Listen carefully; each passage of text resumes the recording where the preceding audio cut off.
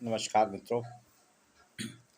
Sociology with Dhruv Dixit channel में तीनों शहरों में जबलपुर, इंदौर, भोपाल में 2000 के बाद से परिवार के जो कुटुंब न्यायालयों में जो केस आ रहे हैं बिखराव के, वो हजार से ऊपर होने लगे। लेकिन अभी हाल ही में एक नया ट्रेंड देखने को आया भोपाल के कुटुंब न्यायालय में। यहाँ केस तो आ रहे हैं, लेकिन जो केस करने वाले माता पिता, उनके बच्चे वो काउंसलर्स के पास जाते हैं और उससे रिक्वेस्ट कर रहे हैं, आप हमारे मम्मी पापा के बिखराव को रोकिएगा। वो समझा रहे हैं, बोले कि बच्चे समझा रहे हैं, बच्चे पहल कर रहे हैं, क्योंकि बच्चों को समझ में आ गया है कि अगर उनके मम्मी पापा अलग रहेंगे, उनकी पढ़ाई नहीं हो पाएगी, उनके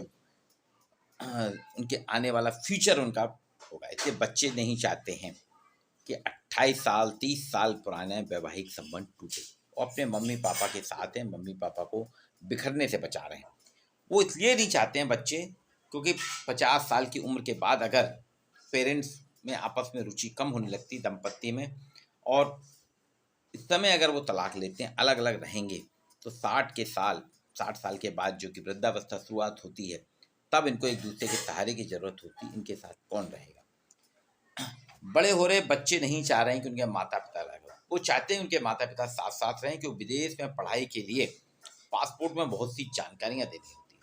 आजकल हमारे यहाँ के बच्चे विदेश बहुत जा रहे हैं, तो पासपोर्ट में बहुत सी जानकारियाँ देना पड़ती हैं।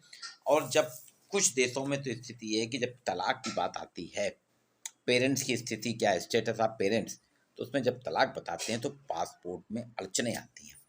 एक ये अपना निजी स्वार्थ है बच्चों का, लेकिन इस निजी स्वार्थ के तहत कम से कम बच्चे अपने परिवार को बचाने में लगे हैं। ये एक बहुत बड़ा सकारात्मक पहलू है। अर्थात दिल के तार जो टूट रहे थे, हमारे यहाँ जो दिलों के तार थे, जो पेरेंट्स के दिल के तार जो टूट रहे थे, नई नई समस्याएं उत्पन्न हो रही थी, उनको बचाने, उनको जोड़ने का काम उनके बच्चे कर रहे हैं।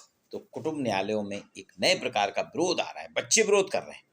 कुटुंब न्यायालय वैसे भी परिवार को संभालने के लिए है, परिवार को सुरक्षित रखने के लिए है, लेकिन वो भी परेशान हो जाते थे। इस कारण से उनको मजबूरी में बहुत लंबे समय तक चलाते थे केस, तो उसके बाद बिखराव होता था।